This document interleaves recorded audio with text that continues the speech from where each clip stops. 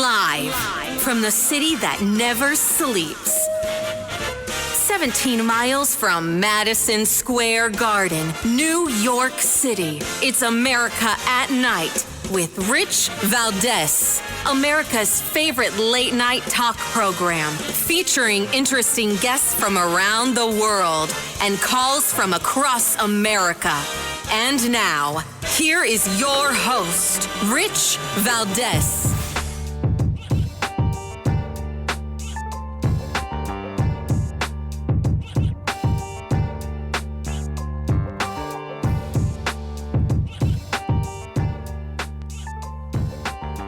Hi there, good evening, and what's up, America? I am Rich Valdez, Valdez with an S, at Rich Valdez on all of the social media. Welcome to the Tuesday night edition of the program. We're live, we're national. Here's the phone number, 833-482-5337, 833-4-Valdez. And a lot going down today, right? It looks like Vladimir Putin has agreed to a partial ceasefire. I don't know what that means. Partial ceasefire. Does that mean I don't shoot you if I don't see you, but if I see you, I shoot you? I don't know what that means. We're going to get into that in a couple of minutes. We're really going to dig in to try and understand it. And, of course, I'm supposed to say something like the administration has released 80,000 pages of JFK assassination files, but yet who's had time to read 80,000 pages? Well, hopefully we can get to the bottom of that. We're going to tackle that one in the following hour. And a couple other things that I want to get into. Let me see. What else do we have here? We've got Trump and Putin. We've got the JFK files. And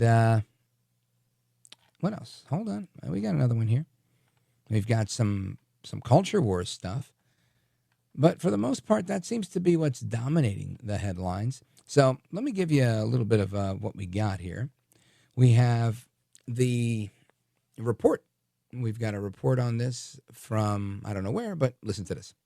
We knew that the call was going on with President Trump and Putin. That has wrapped up. It went over 2 hours talking about what is the latest with the war in Ukraine. What are some of the pathways to getting a ceasefire? And we are getting some new details from that call. Fox News' Jackie Heinrich mentioning this, saying that the White House putting out this readout saying today President Trump and President Putin spoke about the need for peace and a ceasefire in the Ukraine war. Both leaders agreed this conflict needs to end with a lasting peace. They also stressed the need for improved bilateral relations as well. The leaders agreed that the movement to peace will begin with an energy and infrastructure ceasefire, as well as technical negotiations on implementation of a maritime ceasefire in the Black Sea.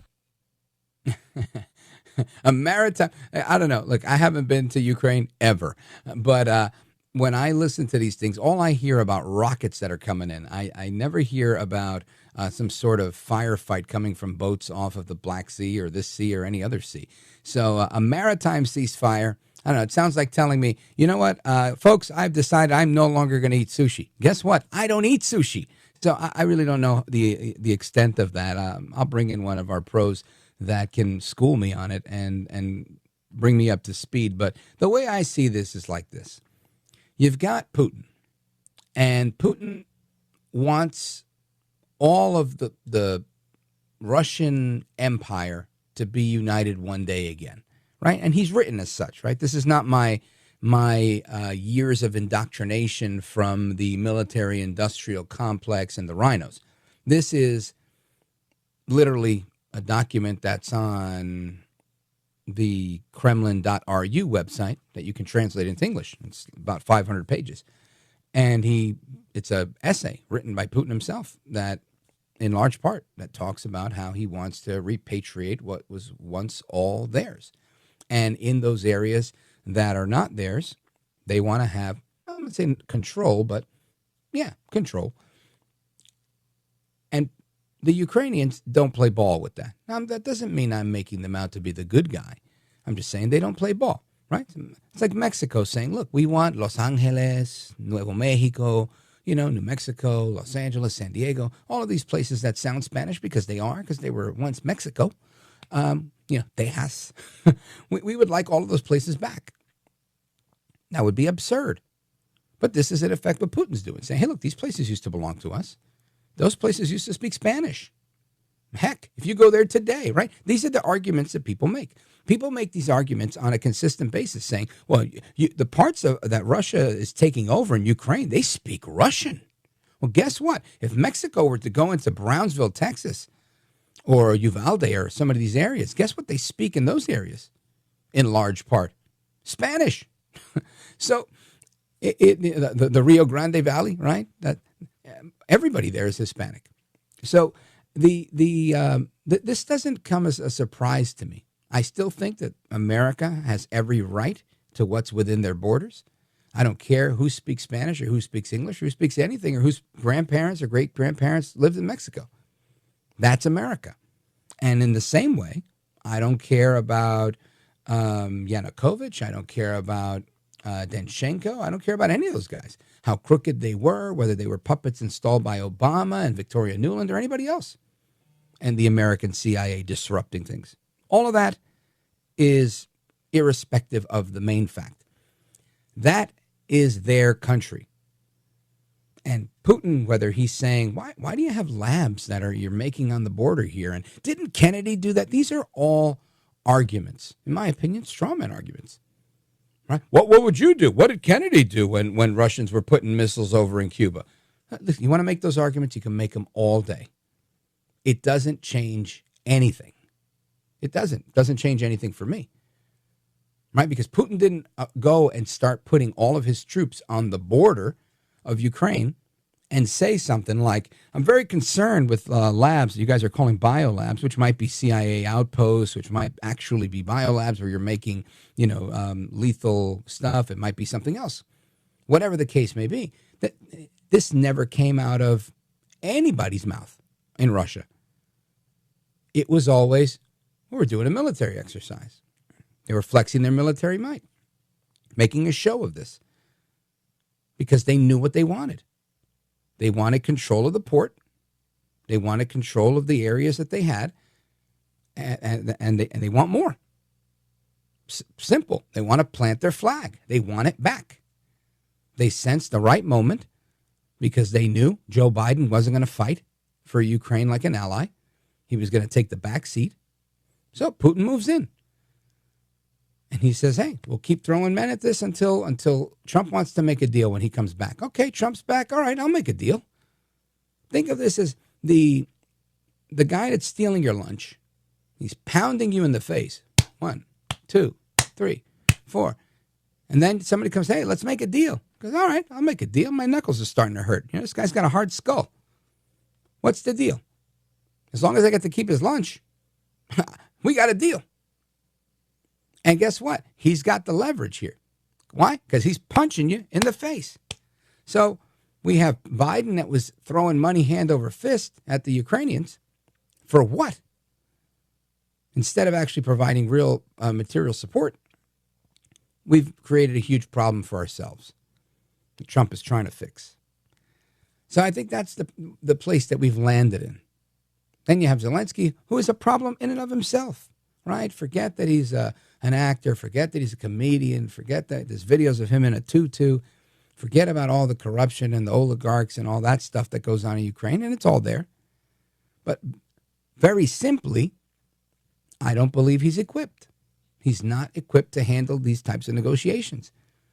And he seems so full of himself that he's willing to walk away from a good deal. And guess what? Ego will do that to you. I know plenty of people, present company included, that'll walk away from a good deal because their own temper gets in the way. So where do we go? We're leaving the coolest head in the room to be El Trompito de Naldus Magnus, who himself in the past has shown to be a little hot-headed. But guess what? He is literally the coolest head. And he's doing a great job of it. And in my opinion, he is literally avoiding a third world war. So kudos to El Trompito and the negotiators on behalf of the United States trying to make sense of this. But that's the situation that we have. Now, that's my layman's perspective. Of course, there's a lot more that we're going to dig into when we get to the bottom of it. But I want to know what you think. Do you agree with me? Disagree? I think most people disagree with me on this. So give me a call, 833-482-5337, 833-4-VALDEZ. This is America at Night with Rich Valdez.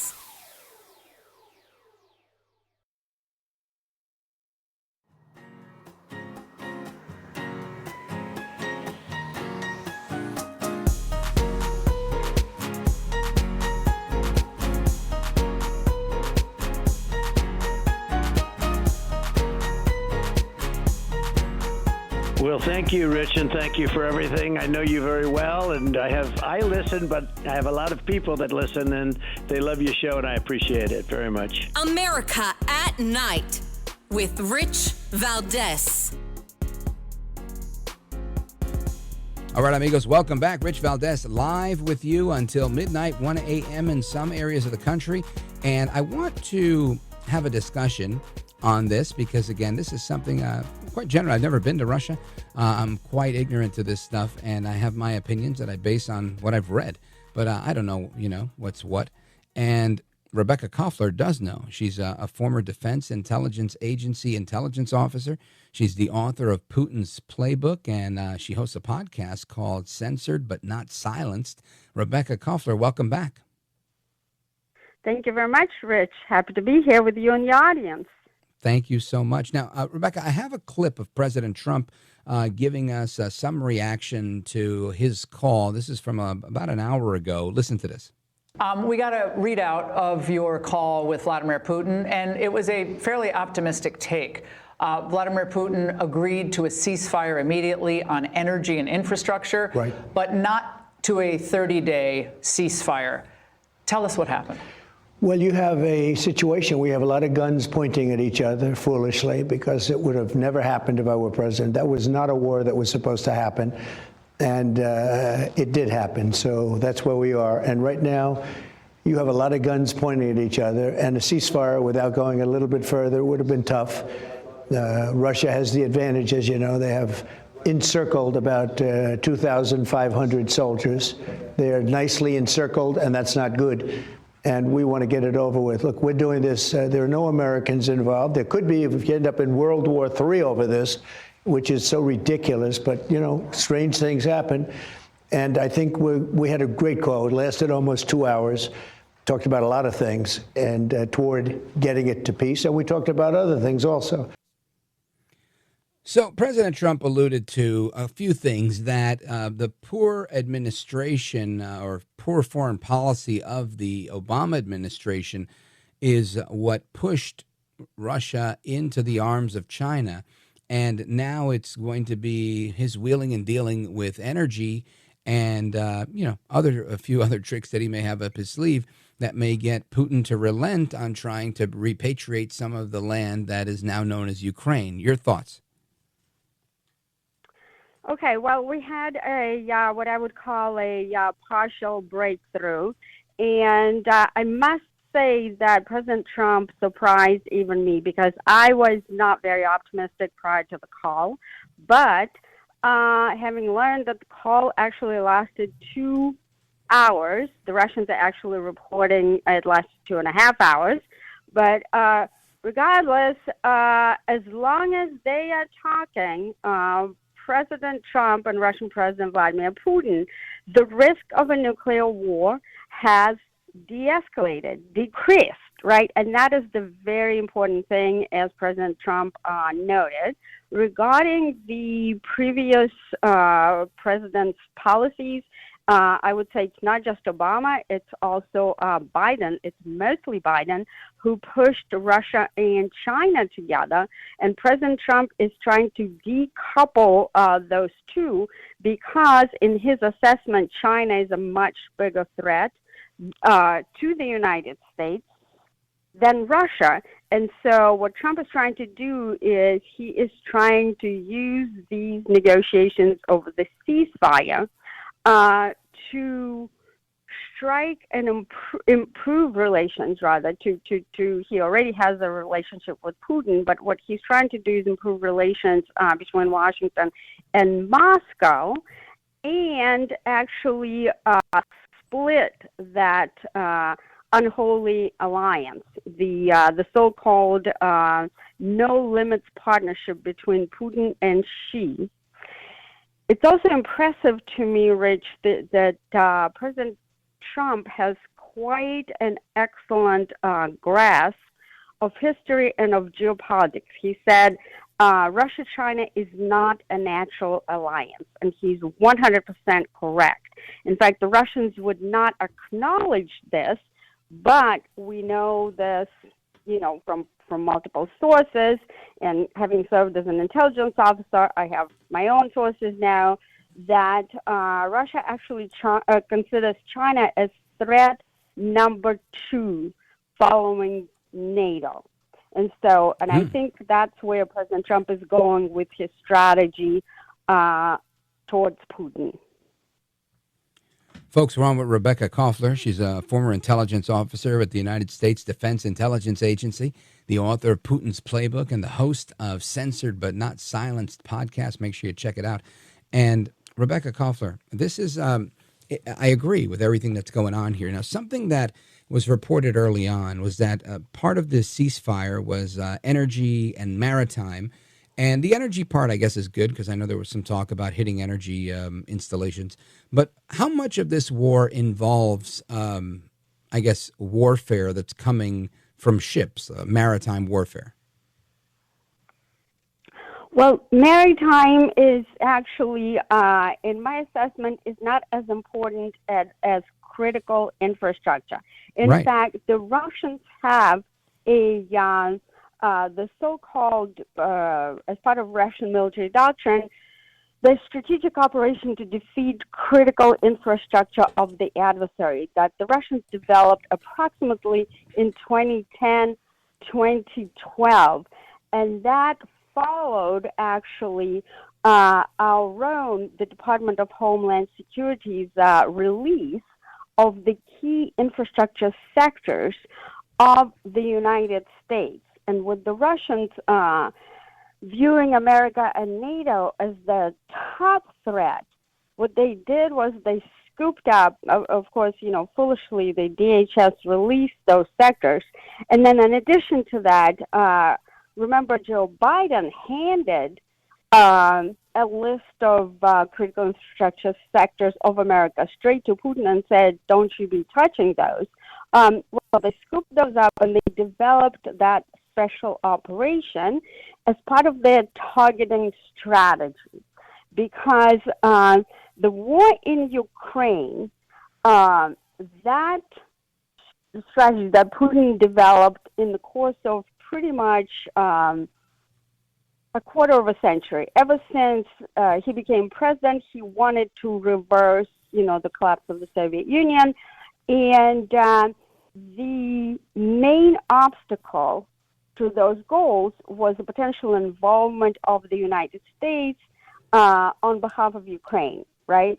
So Putin figured if we were to intervene, if the U.S. were to place troops on the ground, then Russia would fail. All right, Rebekah Koffler, we're going to pause right here. Amigos, we're coming right back with Rebekah Koffler, plus your calls and more are coming up straight ahead. I want to know what you think about the Russia-Ukraine ceasefire, potential ceasefire, I should say limited ceasefire. Give me a call, 833-482-5337, 833-4-VALDEZ, and keep it locked right here. We're coming right back with Rebekah Koffler. I'm Rich Valdez.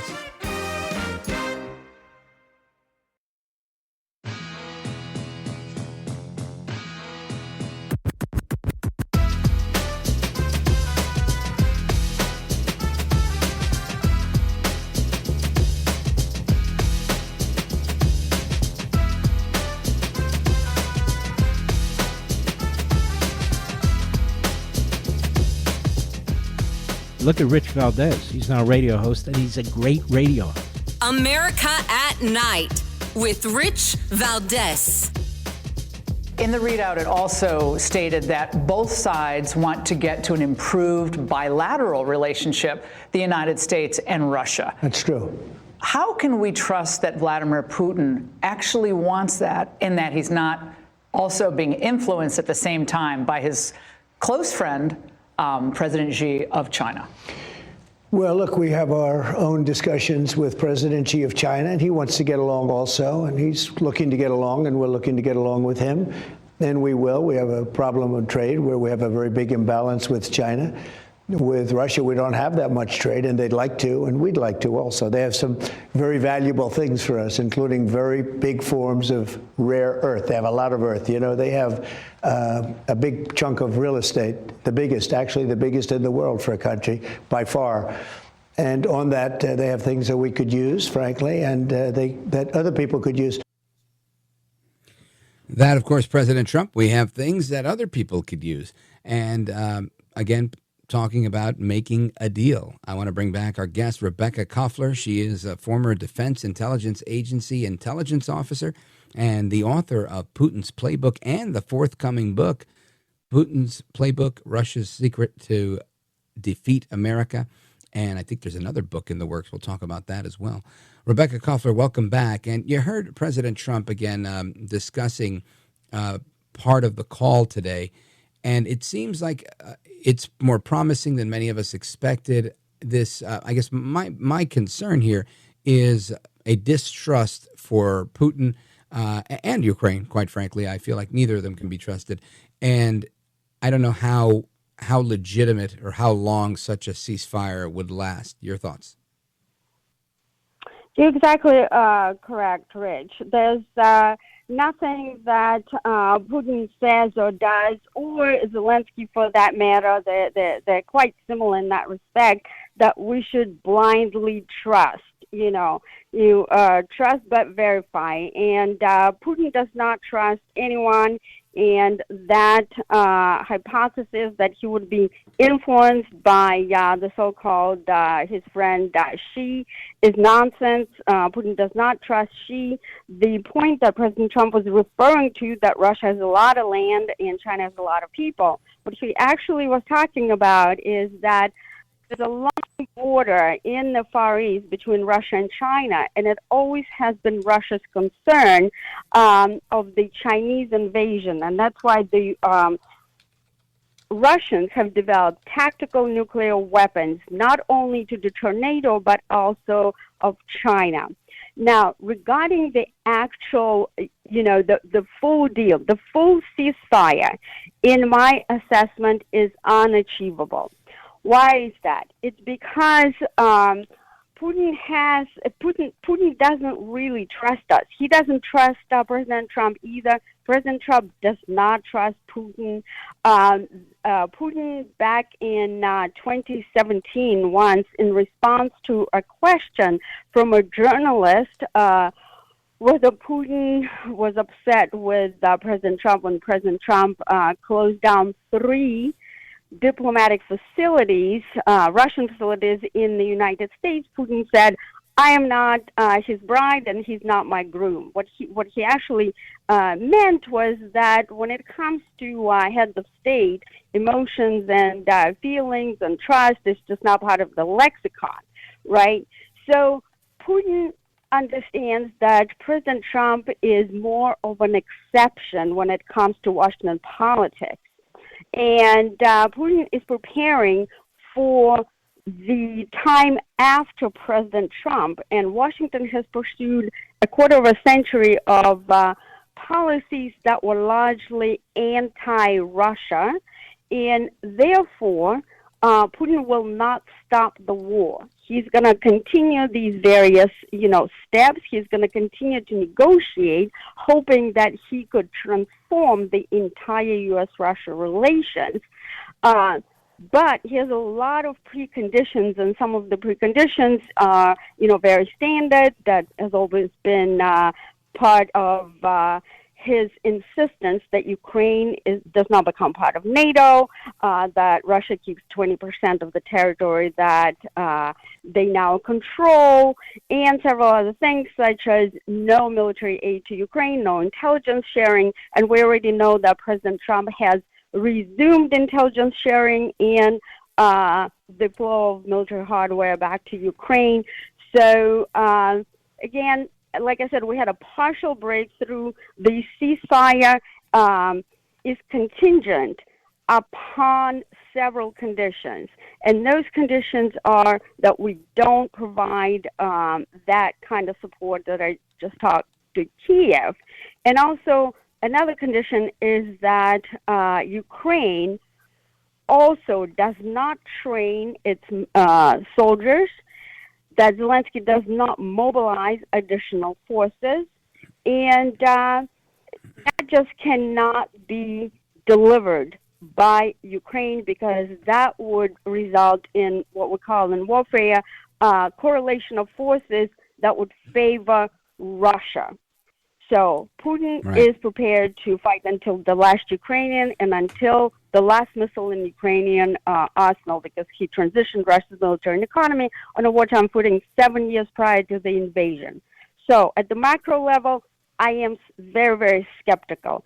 But at this very specific little small breakthrough, yes, that's an achievement for President Trump and the first step in the transformation of relations. Now, Rebekah Koffler, on the flip side of that, and I really kind of in tandem with what you're saying, hours after the phone call with President Trump earlier today where he said, yeah, we could agree to have formal negotiations on a 30-day truce that could begin immediately when we agree on it. But hours after that conversation, it's being reported by the UK Telegraph that the Russians bombed an energy plant that was operated by the Ukrainians. So clearly, if there was an agreement, it was, yeah, we're not going to hit any critical infrastructure next week. But, until we get there, that looks like they're going to continue to wreak havoc, which is exactly what you're saying. Exactly. And like we spoke in the first segment, that strategic operation to defeat critical infrastructure of the adversary, the Russians were operationalizing it in Ukraine from the strategic targeting standpoint, so that they can reuse that operation, on a much larger targets, such as China, such as the United States. Not that the Russians are planning to attack the United States, but if we were to put boots on the ground in the battlefield in Ukraine, that would trigger certain operation in the Russian military doctrine. And so that is exactly the reason why Biden ruled it out and President Trump ruled out the deployment of U.S. forces into the theater.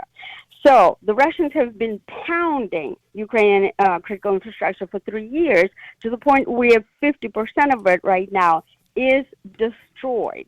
And also Putin's playbook, he can continue targeting this infrastructure and then point to the Ukrainians that they are actually not fulfilling part of the ceasefire, and the Americans are not fulfilling it because we continue intelligence sharing.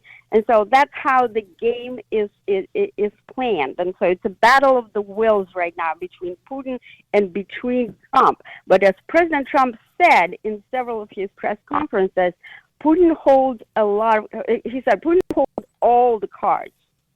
So why does he hold all the cards? Because he prepared for this war for a long time and developed a very viable, sophisticated strategy. And we did not. Neither the United States nor the Europeans did not develop a counter strategy. And the result is that Russia right now is pumping out, in 3 months, more military hardware than the entire NATO alliance, including the United States, produces in 1 year. Because we are officially not at war, and Russia is officially at war. So our military-industrial complex has simply no capacity to scale up production, and we have depleted our own weapons arsenal to very dangerous levels, fighting this proxy war with the Russians. And it's exactly why President Trump wants to end it, so that we preserve our own combat potential and our own weapons stockpile in preparation for China. Because as we know, and my intelligence assessment is that China is getting ready to secure control over Taiwan in the next year or two. Xi Jinping gave order for his military to prepare for war. That was about 6 to 8 months ago. And so President Trump, again, like I said, has a full grasp of geopolitics, and he's trying to solve multiple problems. He's trying to kill, like, not just two birds, but about 5 different birds, right, with these negotiations through Putin. He's trying to undo the Russia-China alliance, Russia-Iran alliance, Russia-North Korea, and all of these various pieces, but it's going to take gradual approach, and it's going to take time and constant verification to make sure that we hold Putin to account, which is extremely difficult. Yeah, really well put. Rebekah Koffler, I guess your short-term prognosis is that you're optimistic, your long-term is that you're skeptical. Is that right? Very correct. But even in the short term, we have to be very vigilant. I don't rule out the possibility, just like you said. You know, they kept striking that infrastructure. So on the one hand, Putin gave orders supposedly today to his military to halt those, but you know, after they bombed one. Right. Exactly. And the reason for that is, this is a very interesting, actually, from the military, and I'm kind of like a geek as far as military doctrine and warfare. So this operation is, it's a horrible, horrible operation. When if you compare like the Western way of war, which is just war, and the Russians do not adhere to Western concepts. So the idea of that operation, when you strike critical infrastructure, you basically leave the civilian population, freezing in winter. You leave them, in the dark without water. And the idea is so that the population rebels against, the leader, in this case, Ukraine, and places the pressure for capitulation just to stop the suffering. That's the kind of like the barbaric, approach that the Russians use. But they're just a very different culture. Remember, during World War II, the Russians sacrificed 25 million people, to win the war with Nazi Germany, and that's why a million here, a million there. Putin is not counting, these bodies, right? It's kind of like unlimited resources for him. Exactly. Yeah. And Rebekah, can you hold on 1 second? I got to take a quick pause here, but we'll come back, and I want to let everybody know how to get a copy of the book as well. Folks, we're coming right back with Rebekah Koffler. This is America at Night with Rich Valdez. Call now, 833-4-VALDEZ. That's 833-482-5337. 833-4-VALDEZ. That's Valdez with an S.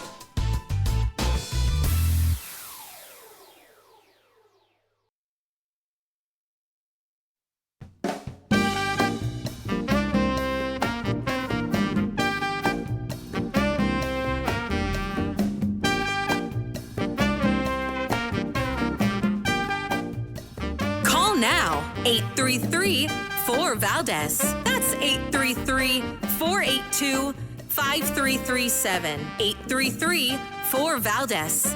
That's Valdez with an S.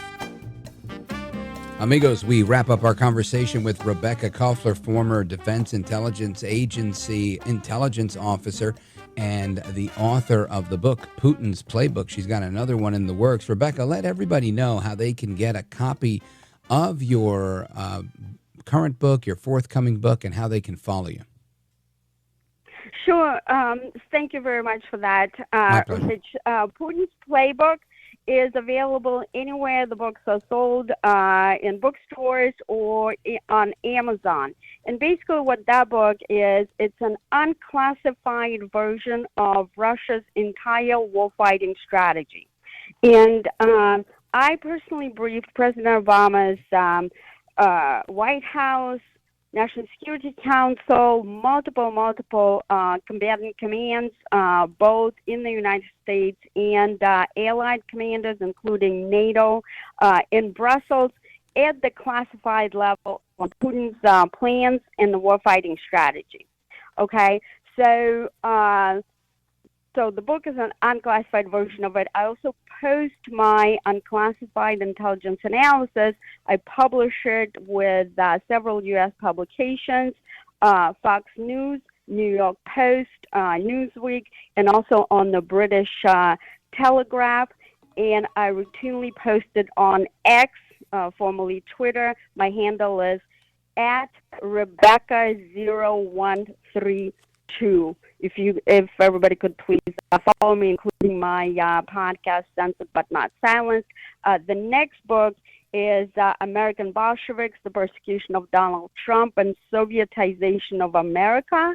It's basically on everything that we were experiencing prior to President Trump coming to power, all of the the targeting of him basically by the deep state, which is, in my view, a U.S. version of the KGB. As somebody who was born and raised in the former Soviet Union, I have direct experience with totalitarian regimes, and President Trump was the target of that. That's what that book is about. And then another book is called Trump's Playbook, and that's about how President Trump goes about his business of dismantling the deep state and restoring America's prosperity and security. Outstanding. Rebekah Koffler, I want to thank you for being with us. You are a gentlewoman, a scholar, and a patriot. God bless you. And God bless you, too. Thank you for having me on today, Rich. You bet. Anytime. Talk to you real soon. And amigos, we're coming right back. We're going to get to your calls, your thoughts, and opinions. Open phones across America. 833-482-5337. 833-4-VALDEZ. This is America at Night with Rich Valdez.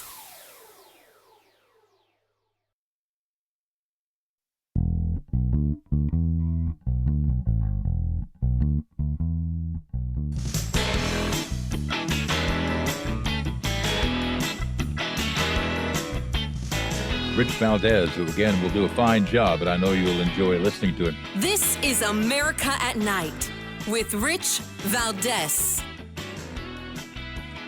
So the White House has released 80,000 JFK assassination files, as the administration says that this is a new era of maximum transparency, and that's very good. No slight on them. The Trump administration released 80,000 files related to the assassination of President JFK Tuesday evening. That's today. This is from the New York Post, triggering a feeding frenzy amongst amateur historians, conspiracy buffs, and experts. I hope to speak with all of them, the amateur historians, the conspiracy buffs, and the experts who've studied these events. And my hope is that we can get to the bottom of something. Now, I know we won't, right? This is a game, right? I think all of these things that we don't know, where the government is involved in cover-ups and stuff like that, these things are games.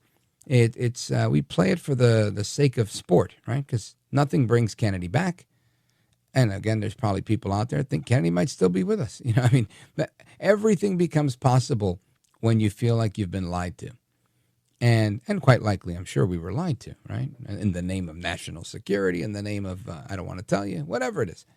So we're going to take a little time and talk about that, plus the rest of the news of the day. There's another story here. Federal judge halts the Trump administration's attempt to dismantle USAID. Again, the judge now saying that Elon Musk likely acted unconstitutionally. Of course, this is going to continue in court, but this is what the judges are saying. It's like a revolt with judges, right? The judges are doing their best to try and protect the swamp, to keep the government intact. They don't want to see this government minimized in any way. So we'll find out what's going on with that as well. Plenty to discuss tonight. We've got a lot coming up, so keep it locked right here. And, of course, your phone calls. Don't wait till the end, because then you'll stay on hold forever, and I won't be able to get to you. The earlier you call, the quicker I get you on. Hasta la próxima. Take care. Good night, and God bless you, America. I'm Rich Valdez.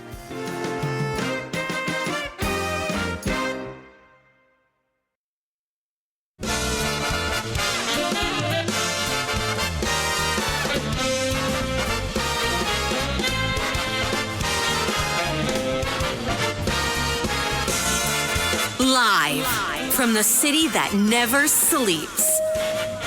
17 miles from Madison Square Garden, New York City. It's America at Night with Rich Valdez, America's favorite late night talk program, featuring interesting guests from around the world and calls from across America.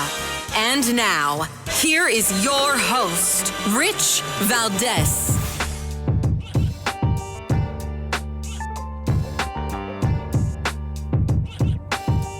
Hi there, good evening, and what's up, America? I am Rich Valdez, Valdez with an S, at Rich Valdez on all of the social media.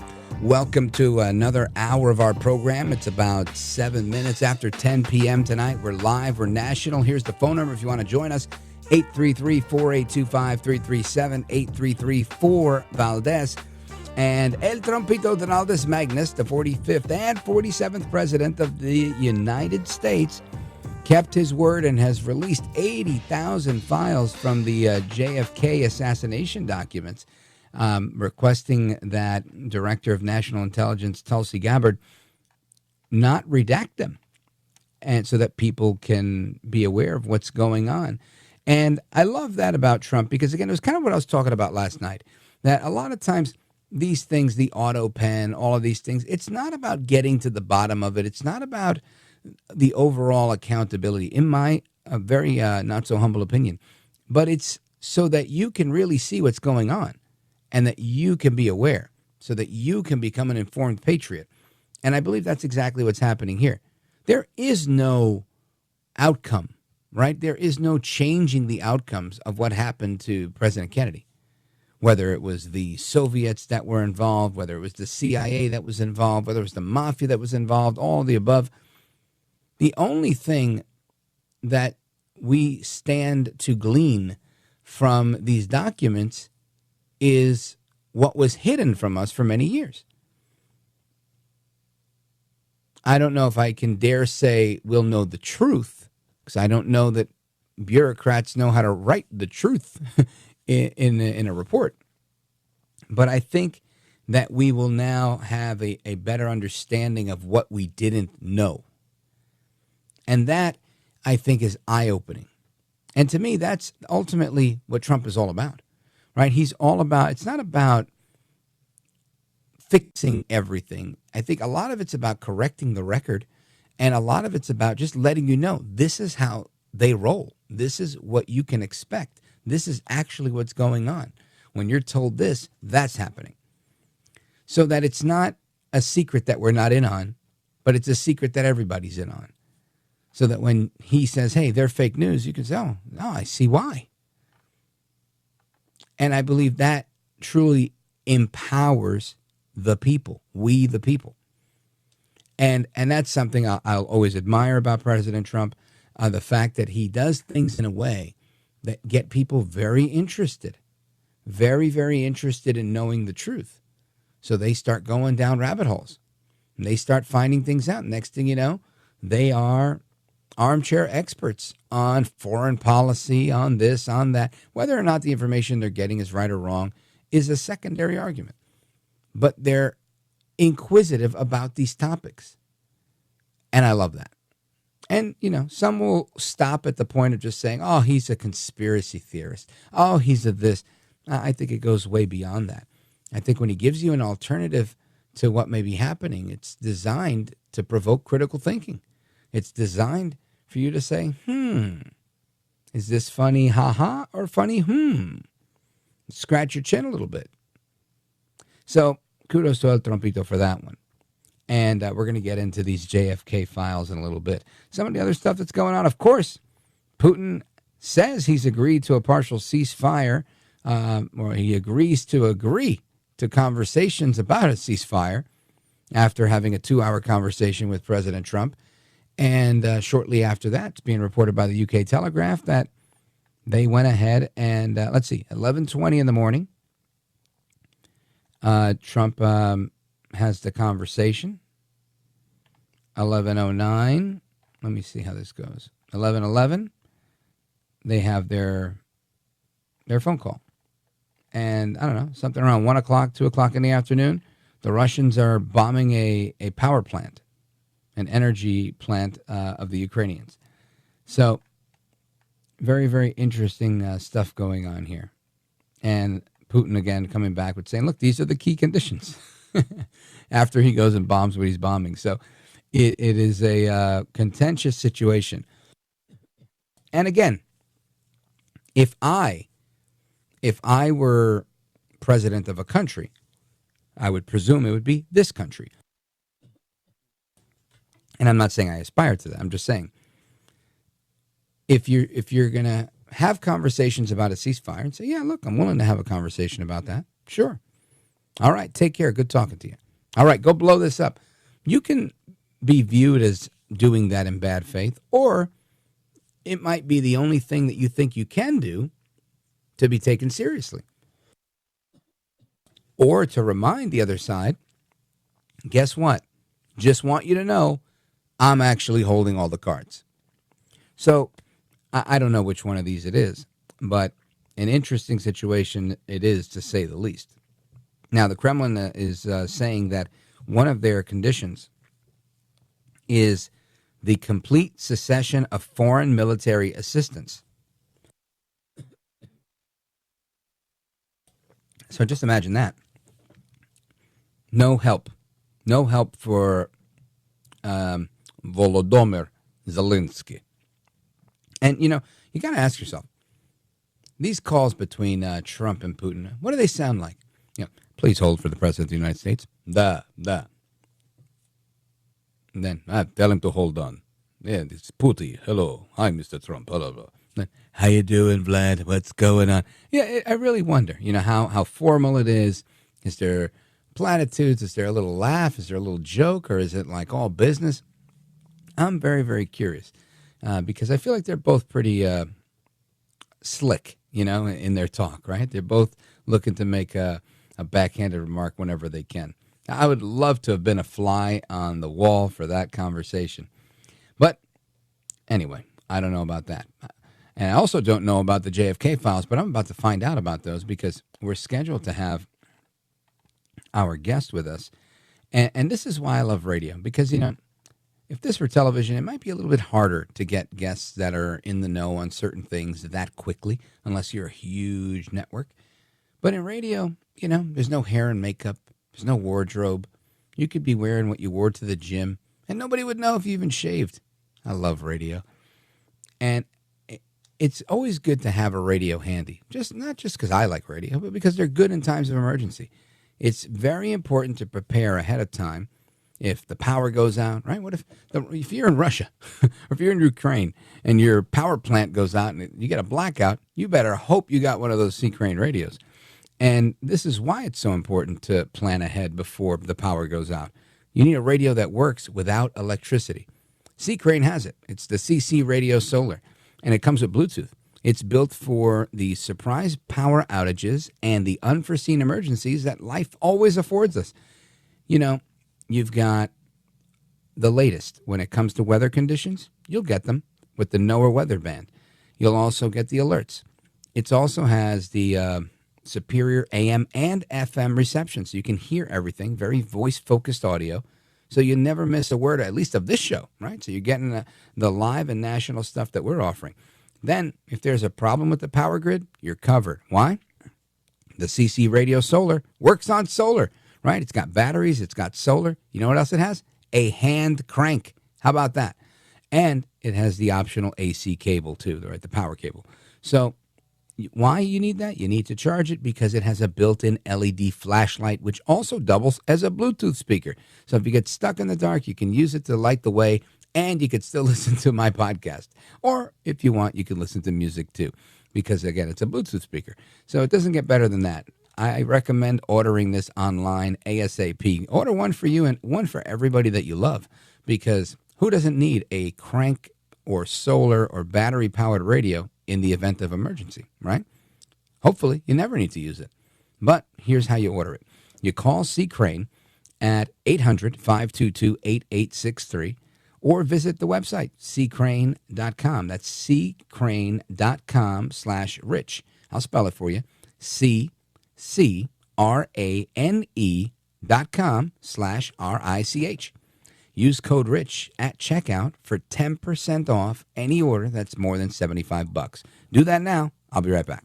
This is America at Night with Rich Valdez.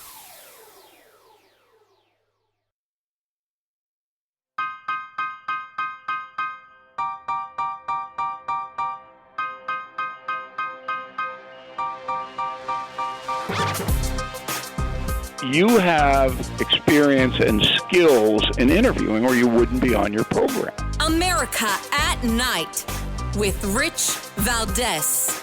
We have a tremendous amount of paper. You've got a lot of reading. I don't believe we're going to redact anything. I said, just don't redact. You can't redact. But we're going to be releasing the JFK files, and that would be tomorrow. Do you have anything else to add to that, Carolyn? So that's a big announcement. They've been waiting for that for decades. Then I said during the campaign I'd do it, and I'm a man of my word. That, of course, President Trump last night at the Kennedy Center announcing that this would be released today. And as announced, it was released. I want to get to the bottom of it with our guest, Robert Tanenbaum. He's formerly deputy chief counsel for the Congressional Committee investigation into the assassinations of JFK and MLK, former assistant district attorney in Manhattan, where he ran the Homicide Bureau and served as chief of the criminal courts. He was also the former mayor of Beverly Hills and a former law professor at University of California, Berkeley. Robert Tanenbaum, welcome. Well, thank you very much for having me, Rich. Thank you. And I would be remiss if I didn't mention that you're the author of the book, That Day in Dallas, Lee Harvey Oswald Did Not Kill JFK. Sir, being that you were likely in the know on this more than most of us from your research and your work on the Congressional Committee, tell me about your, initial gut reaction to some of the stuff that's been released that you've had the opportunity to peruse. Well, again, I'm reluctant to be wishing for miracles to happen, like the CIA telling the people the truth. I mean, my whole book is dedicated to my process of prosecuting cases, serious murder cases, and so on, and there's scores of them that I've done. But the CIA is so pernicious in all this. I'll give you a quick example. There's a letter found in the archives that was written back on March 3rd, 1964, from John McCone, who was the head of the CIA, appointed by JFK after JFK fired Allen Dulles as a result of the Bay of Pigs fiasco in 1961. And in this letter that McCone wrote to the Chief of Secret Service, James Rowley, he's talking about leaks because they were obsessed with telling the American people that Lee Harvey Oswald wasn't an asset of the CIA as well as the FBI. And he was. And it's well known since 1957. He was involved with the U-2 flights and so on at Sugi Air Force Base and on and on. But in the letter that McCone wrote, which is legitimate, as I said, it comes out of the archives. No one made this up. He says, I'm concerned that if this information, talking about leaks, in any way disclosed the wrong persons, it would lead media to erroneously claim that this agency and perhaps others were directly involved in the Dallas action. That's how they refer to the assassination of President Kennedy. And then he goes on in paragraph 6 and says, while the persons involved were in the employ of this agency, as well as the FBI, it is impossible to maintain 24-hour-a-day responsibility over its operatives. When I first was appointed to this position in Washington, Richard Schweiker, as I know you recall, was on the Church Committee, Senator Church Committee, investigating CIA and the Executive Intelligence Agency's responses to the assassination. And he had a subcommittee. And he handed me his file, and he said in no uncertain terms, this is Senator Richard Schweiker from Pennsylvania, and he said to me, I have to tell you that the CIA will obstruct and do everything that does not tell us the truth, because I firmly believe from my investigation that the CIA was responsible for the assassination of President Kennedy. Having come out of the DA's office in Manhattan, I can tell you I was stunned to hear this. Senator Schweiker is a very legitimate person. This is not some wild character running around with screaming about things. And he took it very seriously. So the other issues that are very important is for you to know what the culture of the time was at that time with respect to this assassination. And I'll give you a quick example, two of them. Alan Dulles was at a meeting between Henry Wade, the DA of Dallas, Ragnar Carr, who was the AG of Texas, and Leon Jaworski, who was assistant to Wagner Carr. They went to see the Chief Justice in executive session, and they said on the record that from our sources, unimpeachable sources, their language, they said that Oswald worked for the CIA and the FBI. And the Chief Justice said, well, we'll certainly look into that. Not so fast, said Alan Dulles. All of this is on transcript. And what do you mean, said the Chief Justice. He said, hey, well, if you ask J. Edgar Hoover whether or not Oswald worked for the FBI, he's going to say simply, I checked the files and he didn't work for us. And he's already upset with us because he believes in December he believed that Lee Harvey Oswald was the sole gunman. This nut Oswald, as he referred to him. And then the Chief Justice said, in his inimitable fashion, you mean to tell me that if I had an agent here under oath, he would lie? Alan Dulles says, if he were a good agent, he would. And the Chief Justice says, well, who is he going to tell the truth to? Maybe the president. Now, when you go through this stuff, you have to understand the culture of what's happened in the case. Because the American public, as I lay out in my book, the book is really an indictment of the 62 years that the government lied to us, of those responsible, and it's exoneration of those who spoke truth to power, and that's what this is all about from the point of view of my concern. I never met Lee Harvey Oswald. I never spoke to Lee Harvey Oswald. I have no brief for Lee Harvey Oswald, but the point is he didn't murder the president. And it's not my opinion. This comes from immutable evidence, scientific, audio, visual, and acoustics. And it confirms a lot what the people said talking about the truth, what happened at Dealey Plaza. And there were really two flurries of shots at Dealey Plaza. And there were 3 shots initially. And the witnesses said, well, there were 2 or 3, but we know from the science thereafter that there were 3 shots. 2 of the shots hit Connolly and Kennedy. Kennedy in the back and Connolly in the back. And then there was a pause, they said. The first shots, they said, happened very quickly. Turns out it was 2.6 seconds. Not that they knew that, but it was confirmed thereafter. And then they said there was a pause. The pause was for 4.8 seconds. And then there was a blast that came out from the stockade fence area in front of the president's limo as it was proceeding westly. And it in front of the stockade area in close proximity to where Zapruder was filming. It was right to his right in what we call the No Hill area. And that's hold that thought right there, Dr. Tanenbaum, because I want to come back and finish right there about this No Hill area.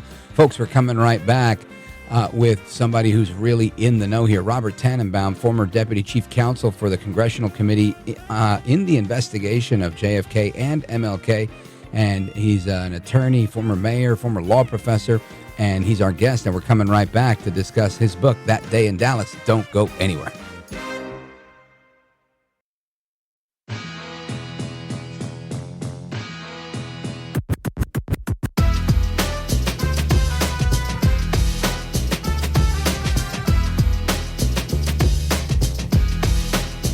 Call now, 833-4-VALDEZ. That's 833-482-5337. 833-4-VALDEZ. That's Valdez with an S.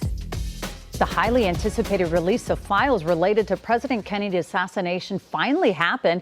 Previously classified documents were made public, and you can view them on the website of the U.S. National Archives and Records Administration. More than 1,100 entries were added this evening, but the vast majority of the records, pictures, and artifacts related to the assassination have already been released. We're talking about the release of that information and other information that was obtained during the investigation.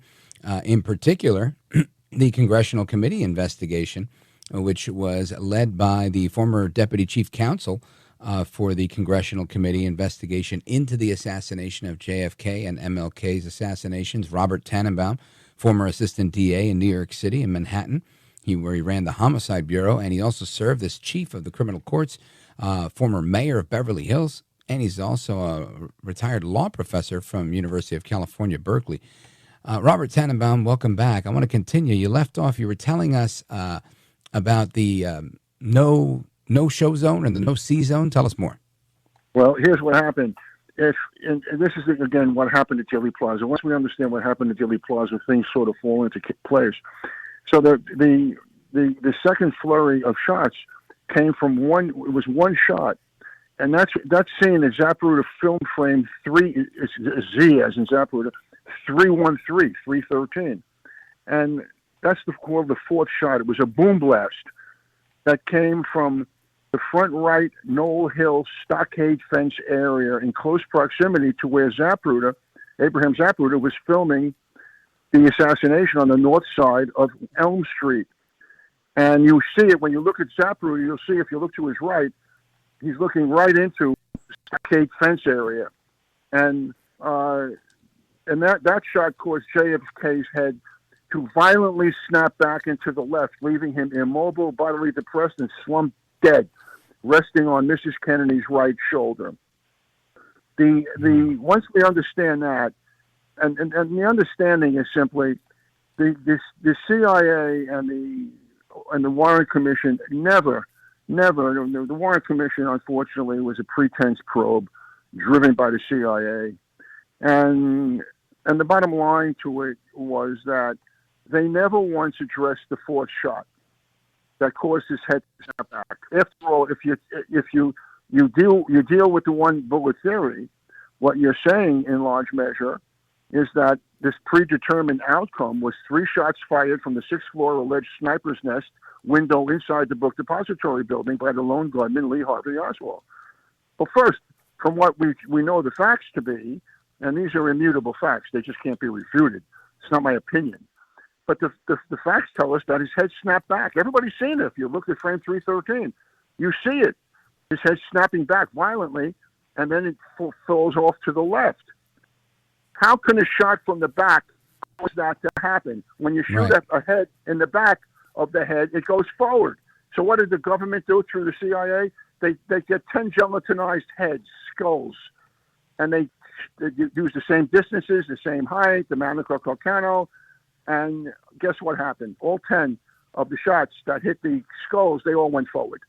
Just as JFK said went forward. But they don't come out and say we made a mistake or anything else. They just proceed on in their deceptions. And here's what happened. This is an interesting point as far as I'm concerned in the investigation. In December 1963, the Secret Service and the FBI found that Connally and Kennedy were both struck with 2 separate bullets, and both were shot within 1.9 seconds of each other. That's critical. They're shot within 1.9 seconds of each other. But here's the problem for the government that lied. The manual bolt action, you know what I mean by that, when you're firing a rifle, necessary to fire separate successive shots from the alleged murder weapon, the Manico-Calcano rifle, takes 2.3 seconds. To reload. That means, exactly. That means the Manico-Calcano rifle was not used in the shooting. So now confronted with the absence of the alleged murder weapon, the Manico-Calcano, the CIA, what do? In March of 1964, they order that Arlen Specter, who was a staff attorney, he became DA of Philadelphia sometime later. And at one point, he was a Democrat in Philly, and then he became, when he went to state senator, he became a Republican. You know how that game is played. And so the magic bullet theory has been determined by experts, metallurgical PhDs, which no one in the government bothered to speak to.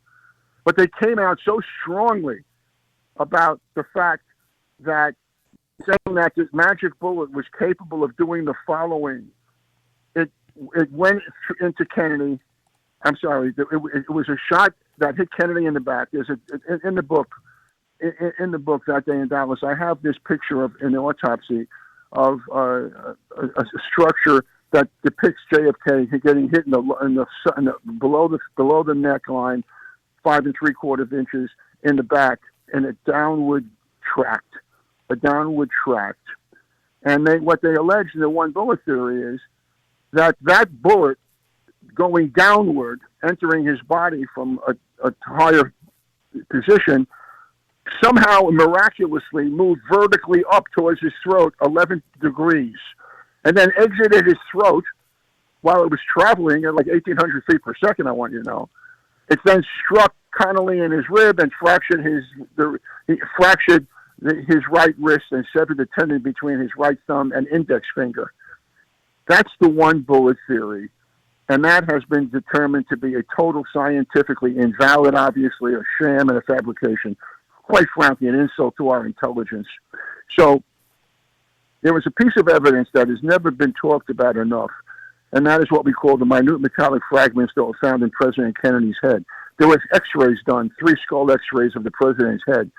And in those skull x-rays, you see these tiny fragments, the minute metallic fragments. Now, what's significant about that? If I was shot in the back of my head, I would have no metallic fragments, minute metallic fragments in the front portion of my head. So understanding that, what this was all about is the x-rays show us the metallic fragments show us the direction of the wound in his head and the point of entry, which is the 4th shot.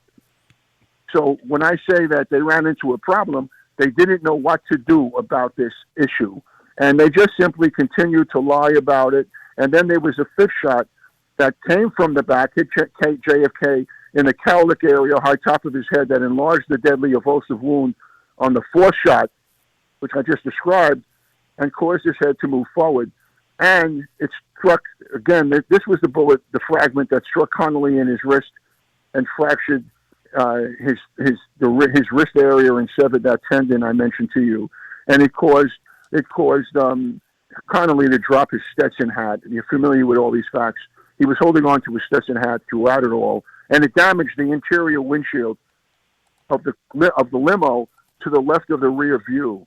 And those are the hardcore facts that I wanted to mention to you. But there's one last one, which is really galling to me as an American. I tell you, I'm shocked at all this stuff. And that was at page 37 of the Forensic Medical Panel report submitted in August of '78. And that report stated that the Parkland doctors, I'll give you the substance of it, the Parkland doctors must be mistaken because regarding the evulsive wound, the head wound in the back of the president's head, because all 26 witnesses at the autopsy in Bethesda never saw that wound.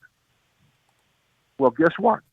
Not only did they see it, but they notified the committee, the Congressional Committee. And then the Congressional Committee sealed the record and evidence for 50 years. So that's what's going on in this thing in large measure. And I'll answer any questions you have about any of it. But it's a sad story about who killed our president. We knew who murdered President Lincoln. We don't know who murdered President Kennedy. Let's go to motive, right? Because I think I've heard many cases made about the Soviets, about the mob, and the CIA, deep state, if you will. What would the motive have been? Was it Johnson-affiliated people that wanted to get him out? Did it have something to do with his friendliness with MLK? I understand MLK was also an asset of the government's. There's so much that I'm hearing. It's hard to make sense of anything. Well, it's a great question, and I can only entertain it and tell you what my opinion is because of the evidence that I found. And the evidence had nothing to do with JFK. It had nothing to do with LBJ. It had nothing to do with the mafia, notwithstanding someone who took over when I left. And when I was told that the committee was not seeking the truth, when I spoke to Lou Stokes, who was the chairman, is a fine guy and from Cleveland, but he told me that they're not going to, deliver on the subpoenas you want. And those subpoenas were information having to do with whether or not CIA organized the assassination or there was a rogue element in the CIA that did this, as consistent with the McCone letter that I mentioned to you to James Rowley of the Secret Service. John McCone was then head of the CIA when he wrote that, saying that people persons involved in the assassination were employed by the CIA. So anyway, the bottom line to this whole story is how do we go from where we are and have an explanation? And here's the explanation that I think is the most credible. When JFK was embarrassed at the Bay of Pigs and he fired Allen Dulles, and that was in or around 91 that took place, and 91. I'm sorry, 61. It was November 29, 61, and then John McCone was appointed by JFK to be the director of the CIA. Kennedy made it clear that he couldn't trust these executive intelligence agencies because, as you know, in the intelligence community and the executive branch, every one of the departments has their own agency. And he couldn't trust them because he was so embarrassed by what happened at the Bay of Pigs. And so he made it clear that Bobby Kennedy, he was going to dissolve the CIA, and he made it clear that Bobby Kennedy was to become the head of executive intelligence. That is the only reason I ever came up with that made any sense, given what the CIA has done and continues to do. And it's like the documents now, 80,000, they're not indexed. When they release any of this stuff, it could be 100 documents, it could be 1,000, it's 80,000 allegedly.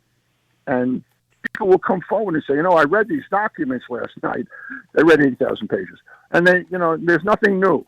Well, there may not be anything new. And I must tell you, as I sit here, this evening where I am talking to you, I can't imagine that the CIA hasn't washed clean all of the documents that exist. Right. And that the is time frame that they've had. Absolutely. I mean, we're talking here 63 years, aren't we? I mean, it's crazy. And I have information that they make stuff up from people who did testify, not what they actually testified to, but what the CIA wanted them to testify to, which is part of the official record. So the CIA is pernicious as hell in this whole thing, and it's sickening. And the reason it's sickening is, among other things, Robert Tanenbaum, before you tell us why it's sickening, if you could just hang on 1 second, I want to take a quick pause, come back, find out why it's sickening, and then I want you to let everybody know how they can get a copy of your book. So stick with me. Folks, we're coming back with Robert Tanenbaum, former Deputy Chief Counsel for the Congressional Committee investigation into the assassination of JFK. Don't go anywhere. This is America at Night with Rich Valdez. Call now, 833-4VALDEZ. That's 833-482-5337. 833-4VALDEZ. That's Valdez with an S.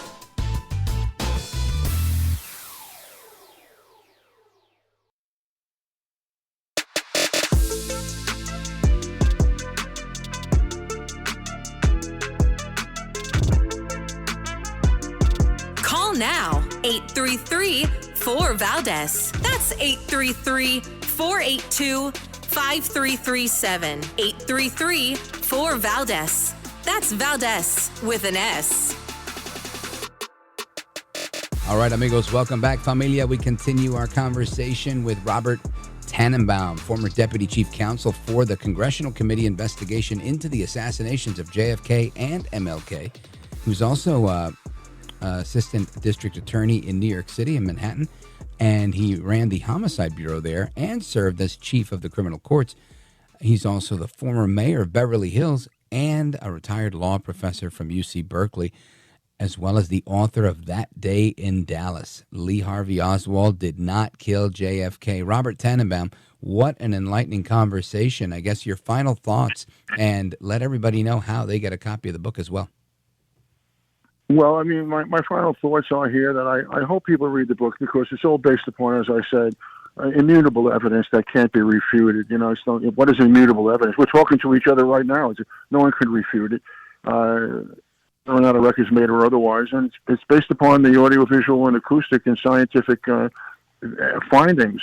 But what is so offensive is how the CIA tried to manipulate the Parkland doctors and indicating to the world that they were. Can you imagine telling the doctors at Parkland Hospital, experts in trauma, and the head of that department at the time was Dr. Ken Clark, who was chief of neurosurgery, and that he didn't observe a gaping hole in the back of the president's head? and that what he said was the lower right occipital bone was blown out, and I saw the cerebellum. And the other doctors, Dr. Robert McClellan, for example, he had drafted a vivid diagram depicting a gaping hole in the back of the head. What is going on here? To the extent that is it something that we have not signed on for? I mean, that in the CIA, for example, unelected bureaucrats are running the show, and we don't know when they go out of their way to deceive the American public. That's what's so, and that's based upon the evidence. I had as you know, and you've mentioned kindly that I worked in the DA's office in Manhattan and under legendary DA Frank Hogan, and I just couldn't believe when I first heard it from Senator Schweiker what his findings were. So right. Anyone can get the book, I would hope, on Amazon. And the book the publication in the book is about a month off right now, and we're all hoping that people will read this and learn for themselves and form their own opinions.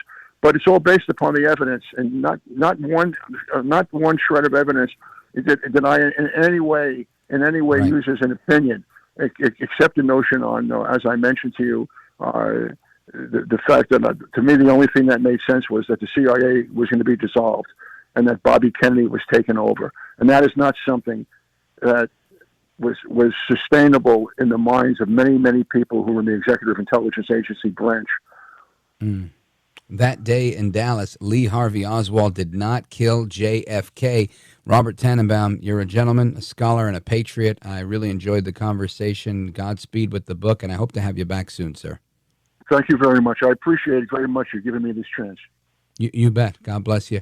And amigos, your thoughts, your calls, and everything else coming up straight ahead. Don't go anywhere. This is America at Night with Rich Valdez.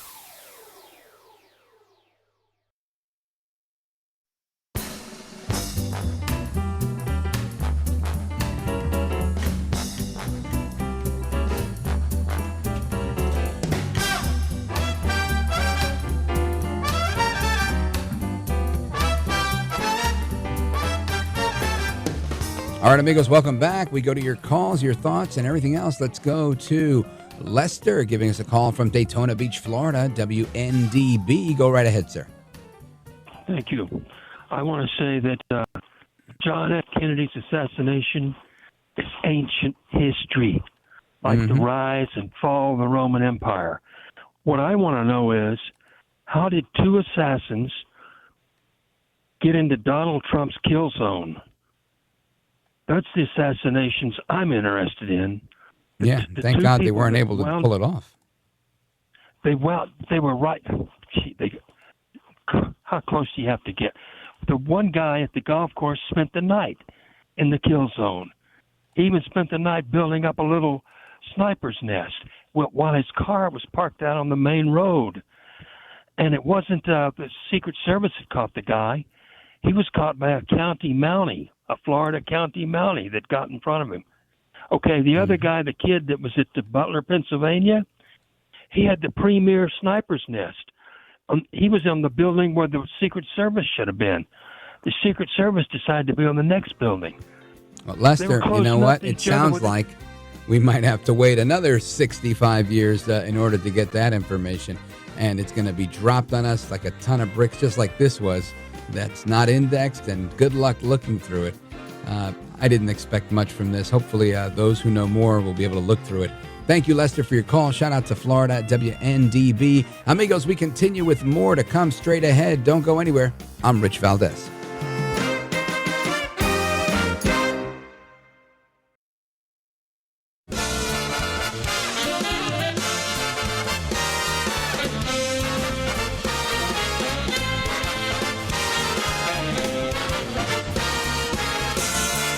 Live from the city that never sleeps. 17 miles from Madison Square Garden, New York City. It's America at Night with Rich Valdez. America's favorite late night talk program, featuring interesting guests from around the world and calls from across America. And now, here is your host, Rich Valdez.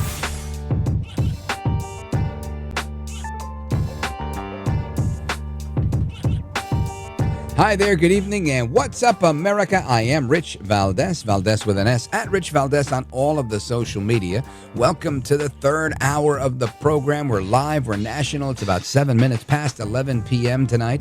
Grateful to be here and blessed to be on this microphone with you, all the American people, and I invite you to call for open phones across America. The phone number, of course, 833-482-5337, 833-4-VALDEZ, and I want to get into a bunch of things. Of course, the president having a 2-hour phone call, El Trompito Donaldus Magnus, the 45th and 47th president of these United States, speaking with Vladimir Putin, who I like to call Putinsky. And I can only imagine what that call was like, you know, with them getting on the phone and President said, okay, now, Vlad, listen, the killing has to end. We've got to kill the killing. And Vladimir saying, well, Mr. President, I have a lot of respect for you. I don't respect Mr. Zelensky, blah, blah, blah, blah, blah. And them just going at it with, you know, I think you're fantastic, but, you know, I hate you guys. At the same time, all these backhanded comments. And eventually say, yes, I will agree to have a conversation about the said ceasefire after I go and I blow up the energy installations in Ukraine. And of course, that's what Putin went and did after hanging up with President Trump, at least according to the UK Telegraph. A couple hours after his call with President Trump, the Russians struck a Ukrainian energy facility. So the bombing continues, despite the discussion of being open to having a ceasefire on maritime and energy and whatever, infrastructure. So, I don't know. I don't know where we are. I guess we're a step ahead of things. I think Trump is making headway, but he's dealing with very difficult characters here. So we have a clip of President Trump reacting to the call and breaking down a little bit about what happened. Check this out. So as a student of history, which I am, and I've watched it all, the first thing you learn is you don't want Russia and China to get together. With that being said, no, it's not a big part of it, but maybe that'll happen or maybe it won't. Obama really forced them together through energy and bad energy policies. And what he did, so many different things. He forced a marriage which would never have taken place. It was not a natural. And for one reason, Russia has tremendous land, a lot of land, and China doesn't have enough land. Russia has a much smaller population than China. And it's sort of a natural, it was always a natural enemy situation. They're probably friendly now, but we're going to be friendly with both. I think we're going to be friendly with both. China needs us in terms of trade very badly, but we have to straighten out the deficit. We have now more than $1 trillion deficit with China. It's not even believable.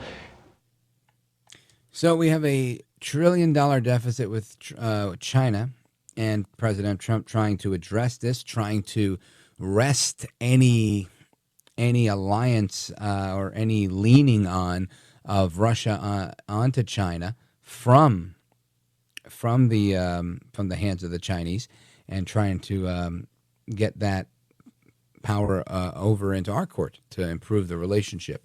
And lots of things, right? Lots of strategic, I think, initiatives with this ceasefire deal, not the least of which is bringing about peace and making a deal.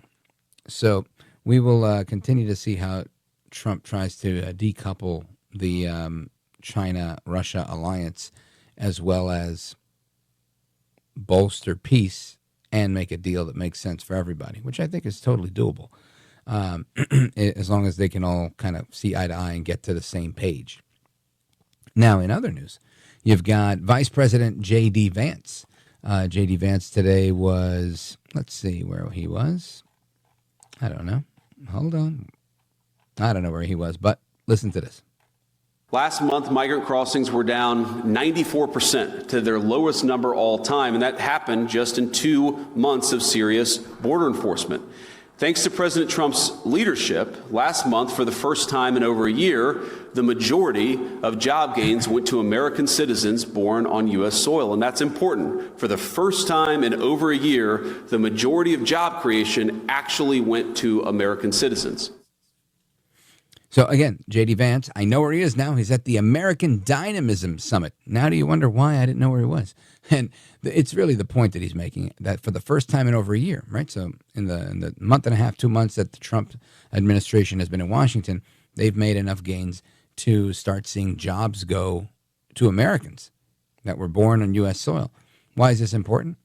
Well, it's important because if the claim is we need foreign labor because we have so many jobs or Americans won't do them, then that's fine as long as it's true. But I don't think it's true.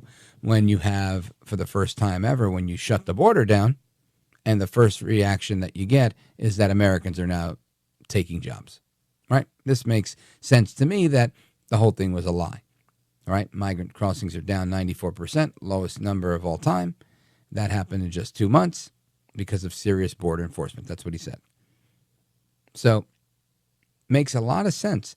You protect your border, you shut your border, and you watch your economy grow. You leave it open, the back door is open for cheap labor, and people will come. You know, I don't blame anybody who is trying to make a better life for themselves saying, oh, that guy wants that much per hour or per day or per whatever. I'll do it for less. My kids are hungry too. Right? That is the free market when it's free. Now it becomes a free-for-all when you have an open border. So I think you've got to be wise, right? And this is why they have regulation on certain things. I'm not pro-regulation, but I'm pro-fair. And I get it. I get it. You know, I think people, I've always said, people who say that, oh, nobody's going to do those jobs.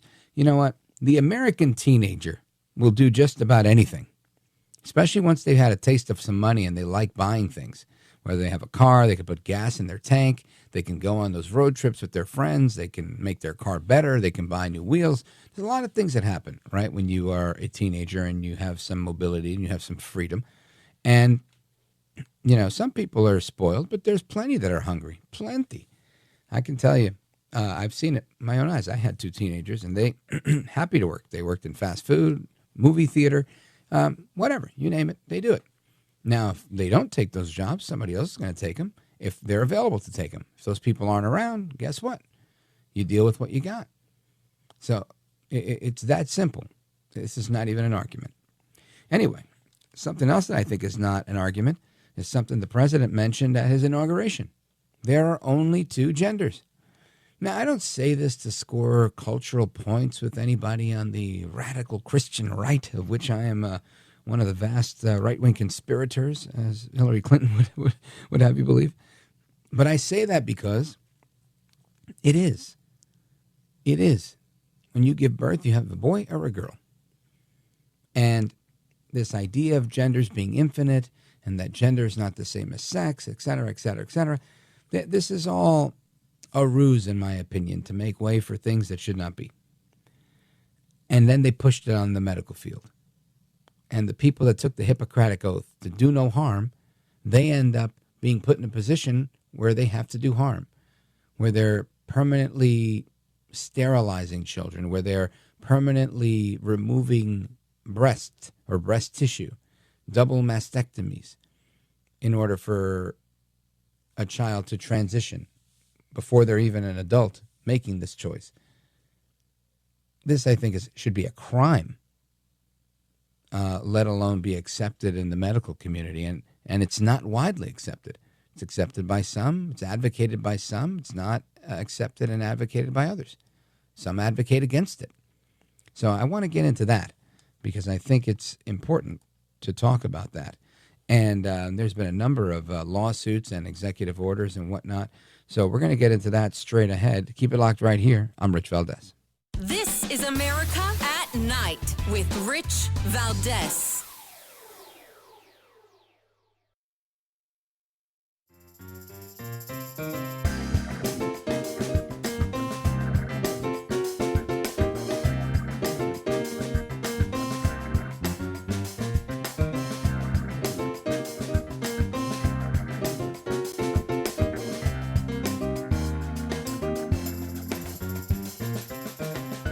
By the way, your ratings are up. Congratulations. I had somebody. It's always nice to check.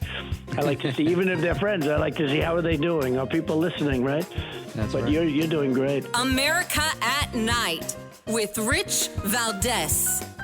Earlier this week, a judge blocked the enforcement of an executive order by President Trump that would in part ban doctors nationwide from performing gender transition surgery on children. The executive order, titled Protecting Children from Chemical and Surgical Mutilation, would also revoke federal funding for healthcare providers that perform so-called gender-affirming care, things like mastectomies or prescribing hormone therapy drugs for anyone under the age of 19. That's a report from EWTN, and this battle continues. Many different aspects of it, but it continues to go, and we have to fight this battle because if we don't, we're stuck with the alternative that we should accept this stuff, and then this gets pushed on to our healthcare providers. Right? You got physicians and nurses and others that are out there that swore an oath to do no harm, but they might be put in a position where they have to harm people, and this is not where we want to be. So I want to get some reaction to this and everything else that's going on with the blocking of funding for children's hospitals that provide sex change operations to minors. And we're going to do that with Dr. Kurt Miceli. He is medical director of Do No Harm. Doc, welcome. Thank you, Rich. Pleasure to be here. Thank you. And let's dig into this because I think this is a hot button issue for a lot of people that has a far and wide reach, in my opinion, because whether you go through this with your kids or not, or whether your kids are big or little, this, I think, has the ability to shape the future. And it has been shaping so much of what we see every day. What's your take on all of this? You know, it was probably about a week ago, I was at Detransitioner Awareness Day, and these are young adults who, as kids, actually went through gender transition, and they had hormones or surgeries or such, and you're absolutely right. These are irreversible changes that these young adults had suffered as children, and oftentimes being told that they were in the wrong body or feeling the wrong way. And oftentimes they just didn't have the psychological and psychiatric help that they really needed when they were an adolescent going through all this. And instead, they just sort of ended up in this really harmful ideology that moves folks along into hormones and sex change surgeries. And so, you know, my heart and soul really goes out to those kids as well as their parents as they're trying to navigate this front. And here they are faced with a medical system that unfortunately says that they should be affirmed, so to speak, and that these sex change operations are the standard of care, and that's just really not the case. And you know, we see in other countries across the Atlantic where there actually has been a lot of questioning of the evidence and looking at putting the brakes on these procedures, and that's really what we need to do. And you know, we so appreciate what President Trump is doing in terms of the executive orders, but we also realize that those get tied up in the courts. And you know, at the same time, again, at the Detrans Awareness Day that was last week, Representative Crenshaw introduced a bill to really help curb some of the activity here. And we need to do this at all fronts, federal side, state side, to really keep kids safe. Yeah, I see that. And I see that Do No Harm and GenSpect were there looking to support this the best way you can. And I think this is an important step in the right direction because we're seeing a constant barrage of litigation against just about everything that Trump has put forward in legislation. So it's going to require partners on the congressional side to kind of codify this into law. What's your outlook, expectation, or understanding from conversations, if you've had any, with those on the congressional side that are, you know, fighting the fight publicly? You know, you're fighting it on the medical side, they're fighting it on the government side.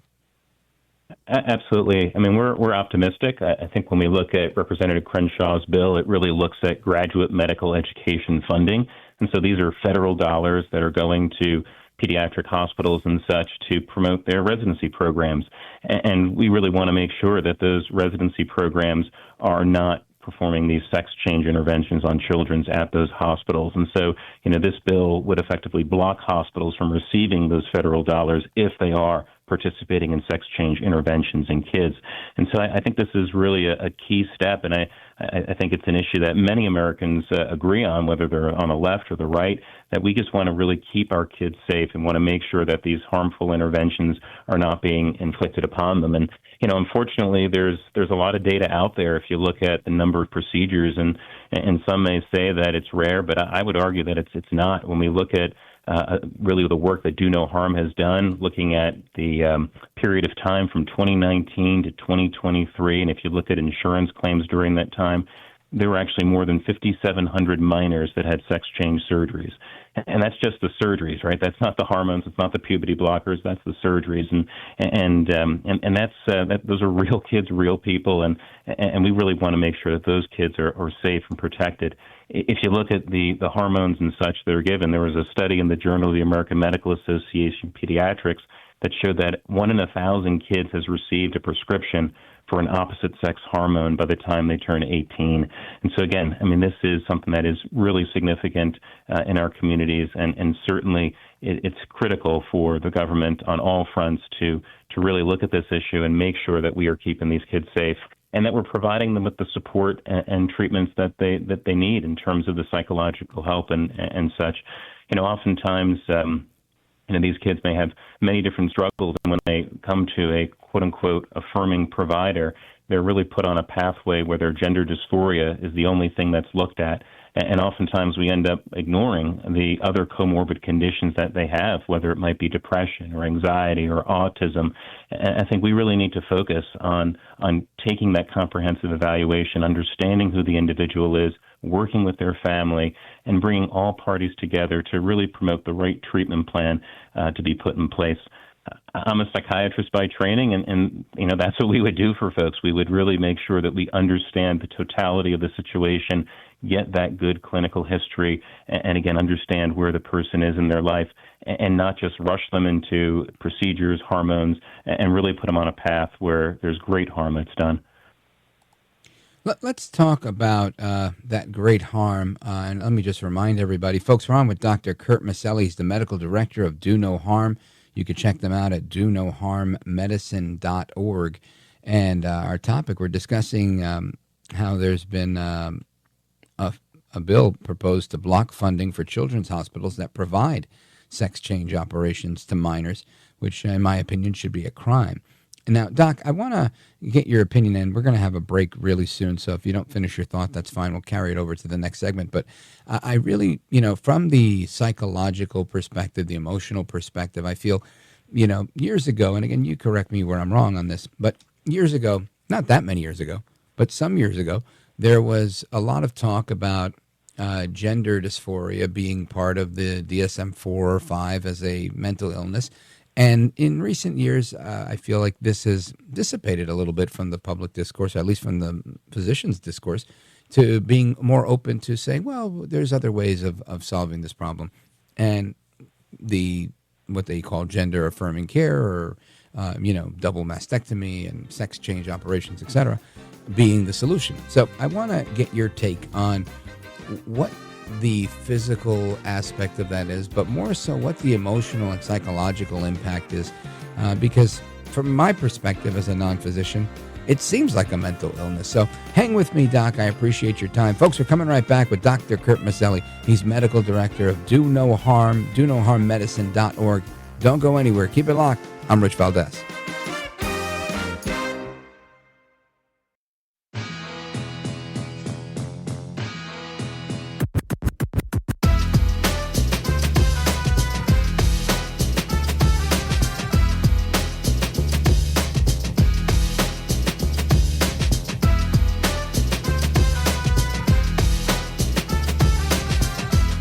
Shows like yours that are breaking through, that people are listening to, that people are trusting. America at Night with Rich Valdez. As of today, it will henceforth be the official policy of the United States government that there are only two genders, male and female. That, of course, President Trump at Inauguration Day, restating the obvious. And I'm going to reframe my question for our guest, Dr. Kurt Miceli. He's a psychiatrist, the medical director of Do No Harm. donoharmmedicine.org is the website. We're talking about how there's a bill that kind of tracks exactly what Trump's executive order to block funding for any children's hospital that provides sex change operations, surgeries, to minors. And was introduced by Representative Crenshaw from Texas. And Dr. Kurt Miceli, my question prior to the break was, I feel that, there's lots of implications for these types of things, but in particular, the psychological or emotional impact of these things. You mentioned you were at Detransition Day the other day, and I know I've interviewed a couple of detransitioners, and it's massive. Like the remorse, the changes that they go through. Talk to us about some of the psychological and emotional impact of such a thing.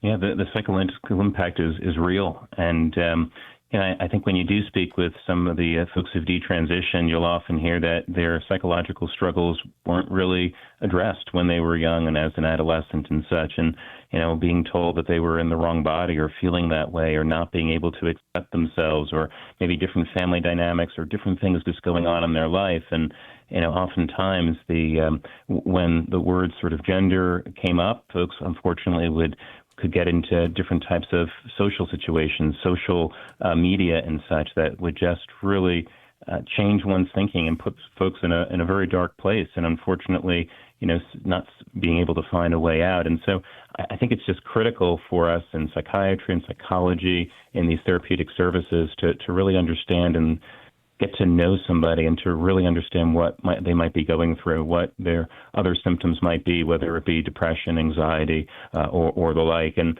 from the psychiatric standpoint, the DSM, the manual that we use to help diagnose folks, back in the fourth rendition, which is the one prior to the current, there was the idea of gender identity disorder. And, back then it was 100 or 1 in 100,000 girls or 1 in 30,000 boys that actually had the gender identity disorder as a diagnosis based on looking at prevalence and such. And those numbers have just skyrocketed in terms of where we are today. And I think it really is because of the social media, social contagion phenomenon. And in fact, typically, what we see now is this sort of rapid onset gender dysphoria, and it's typically in adolescent girls. And that is just very different from what was seen just a couple of decades ago. And that really points to social media and the other aspects of one's life and what we really need to do as a society to help, again, protect kids from the harmful effects that are out there, because we want to make sure these kids know that they're loved and that and that they're not in the wrong body, and that we really want to get them the help that they need to be on the right path to live a wonderful life. And again, like you say, when you talk to folks who did transition and are now in a detransition part of their life, they speak of the horrors, the physical horrors, the emotional scars, and the pains that they have. And again, the surgeries certainly not being reversible, but even the effects of the hormones and such, the irreversible nature that those cross-sex hormones have had on them. It's just so important to really understand this. And I don't really know if an adolescent fully grasps any of those concepts in providing any sort of consent and whatnot. And so it's important for us to really help inform parents, inform providers, so that they are really doing no harm to these kids and keeping them safe, keeping them well, and putting them on a path that allows them to get the psychological help, the supports that they need. Dr. Kurt Miceli, really well put. Folks, check him out at donoharmmedicine.org. Doc, let everybody know how they can follow you. Is that the best place to go, to the website, or is there a social media account? Absolutely. We welcome folks to go to our website, donoharmmedicine.org. If they're interested, we are a organization of healthcare professionals, patients, policymakers, and we would love to have folks be members and follow us there. We appreciate all of the support and help that we can get of really keeping identity politics out of medicine and certainly keeping kids safe from these harmful medical interventions. Thank you, sir. I really appreciate the conversation. And folks, check them out. And amigos, your calls and more coming up right now. Open phones across America, 833-482-5337, 833-4-VALDEZ. This is America at Night with Rich Valdez. Call now, 833-4-VALDEZ. That's 833-482-5337, 833-4-VALDEZ. That's Valdez with an S.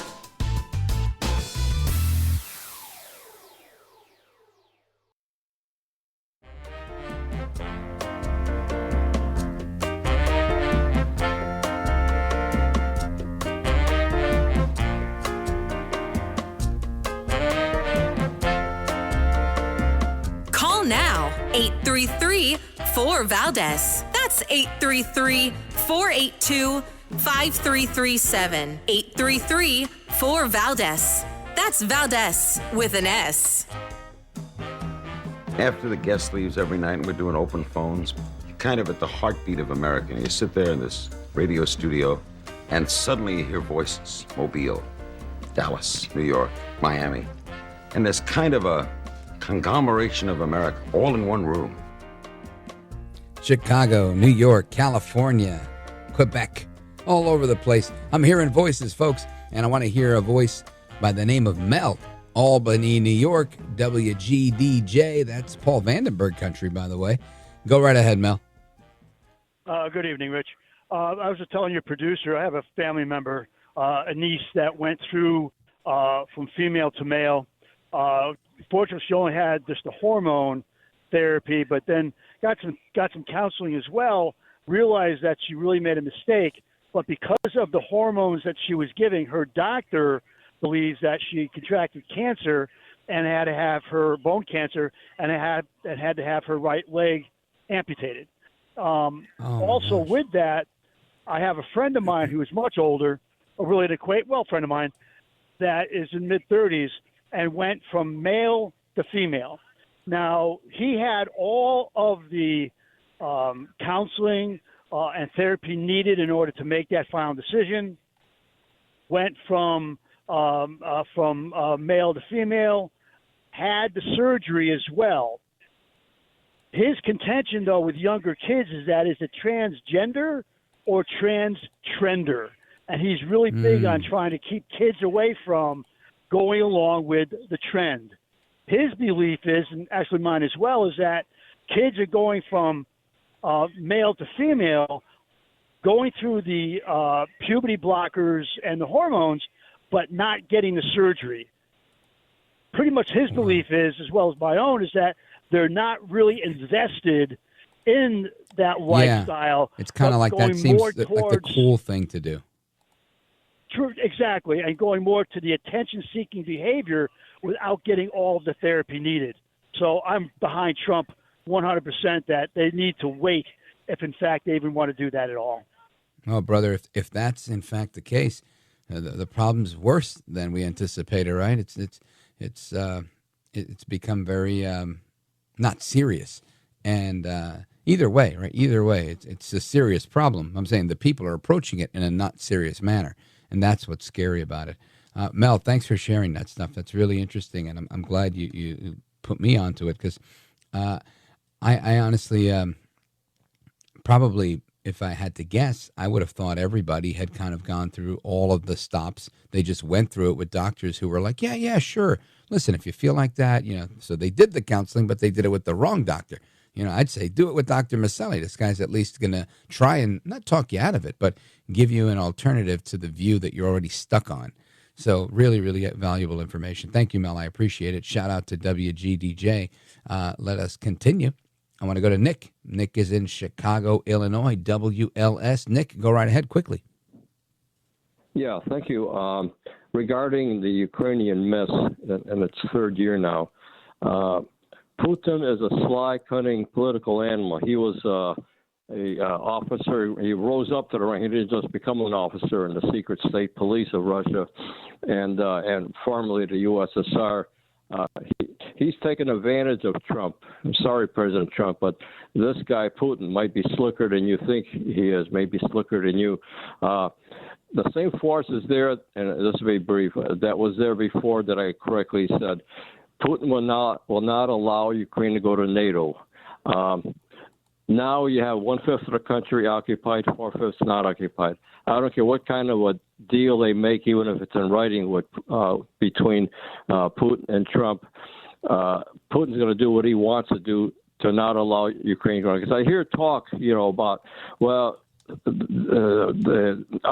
officially amongst the people involved in the Ukrainian government and America, but more in Ukraine, they want to go to NATO. Well, when Putin hears that, it's got to be something that, like, in his mind, there's no way he's going to allow that. So he's not going to allow it. He'll send out hundreds of drones against different cities that just make people realize, either give in or so I'm basically you think he's going to renege on it.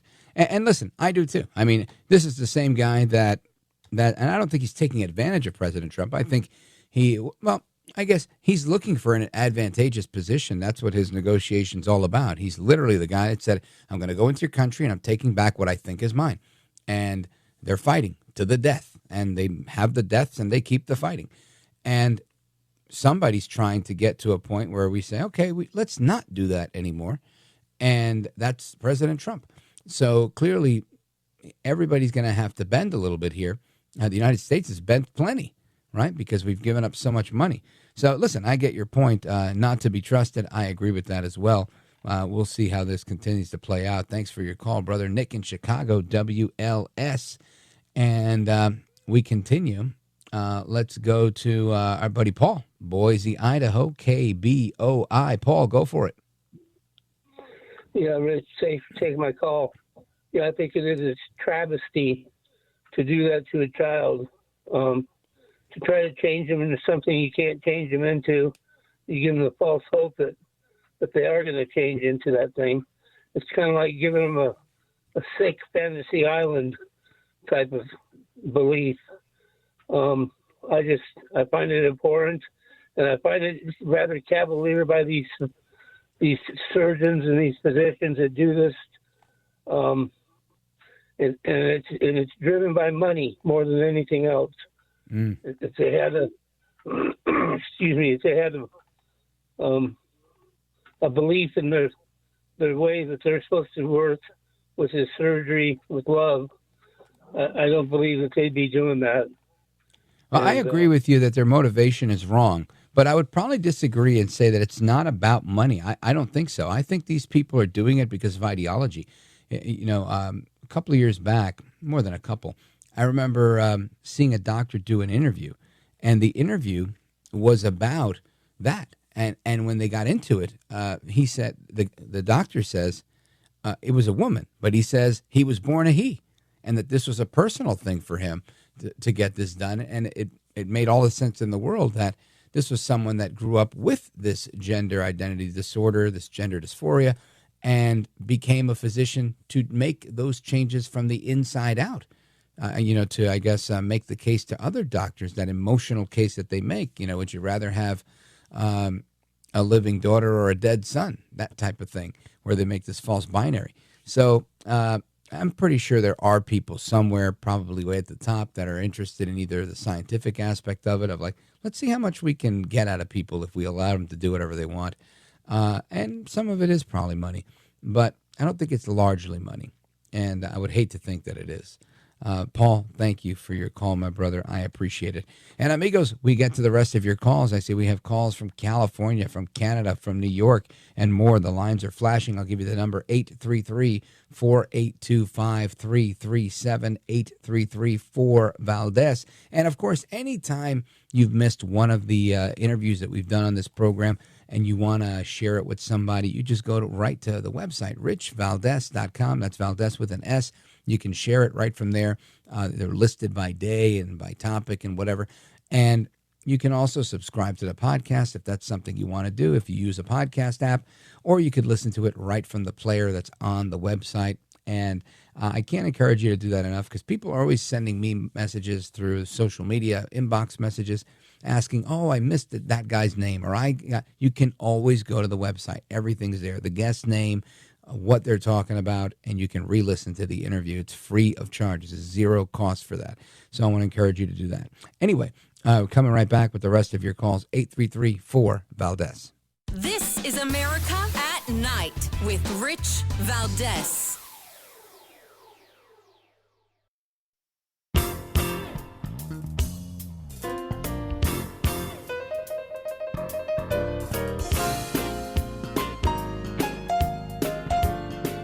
Voted best head of hair in live late night radio 6 years in a row. It's Rich Valdez.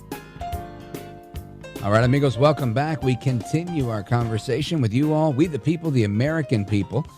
This time we go down south over here, Dallas, Texas, KLIF. Michael, go right ahead, sir. Yes, Rich. Something happened to me a couple years ago, and I'm kind of approaching a legal deadline. I wanted to get the attention of perhaps a conservative-oriented legal group.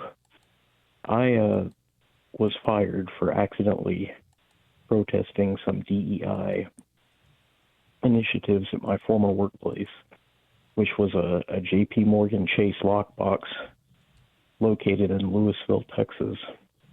And some of these DEI initiatives targeted Jewish people in particular, but there was constant stuff about white privilege and how, white people needed to basically repent for their privilege. So have you found a lawyer? I have not yet, but what's holding you back? Unfortunately, what are you doing with your time? If you don't have a job, why haven't you found a lawyer? I do have a job now, but are you planning on finding a lawyer, or are you just letting it go? I would like to find a lawyer. I just. So what's the obstacle? Some trouble. And another thing. What's the obstacle? I don't know. I'm just having trouble having someone take my case. But have you tried, or I'm not following? Yes, I have. My former supervisor is on tape saying that the reason for my... Well, before you get into it with me, I'm not your lawyer. I'm saying you contact the lawyer and you say, hey, here's my case. And what do they say? Sorry, guy, you have no case, or we don't do those kind of cases? Like, what type of obstacle are you running into? They've said it's too complicated because it's both a retaliation and medical discrimination. My former supervisor is on tape saying that the reason for my firing was because of a hypoglycemic incident that occurred shortly before I was fired. Well, that sounds like a lawsuit as well. I don't know. I think you should go to the website that I referred you to before, richvaldez.com. Take a look at some of our previous interviews. We've interviewed tons of legal groups that are, America First and conservative and, focused on liberty. And there's tons of them. I mean, that's a Google search away. And hopefully you find somebody who can take it. And if you don't have a case, then I'm glad that you've landed on your feet. And sorry that you went through a tough time. But don't rest on your laurels. You got to fight back, even if it's just for the sake of principle, for doing the right thing. So Godspeed to you, man. Michael in Dallas, Texas, KLIF. Let's continue. I'm going to go to Jane, Saratoga, New York, WGDJ. Jane, go right ahead. Yeah. Hey, Rich. Yeah, I want to touch on the transgender thing. What I did, I'm a retired child abuse counselor, and the way I would handle things when there was confusion, you'd go in, you sit, I would get everyone a notebook. I would say, okay, we're going to make notes, and we're going to sit, and we're going to talk to each other just like normal human beings, and I want every person in this room to listen to the person who's having a struggle. And have a conversation. I think that's ultimately the way you have to approach these things. If you're not talking to people, it's not working out, and it's the only way to get to it. Jane, thank you for your call. Godspeed to you. Amigos, everybody on hold, thank you so much. Everybody else, I'll be back with you tomorrow. Hasta la próxima. Take care. Good night, and God bless you, America. And for some of you, there is still more to come straight ahead, depending on where you are in the country. So, God bless you. I'm Rich Valdez.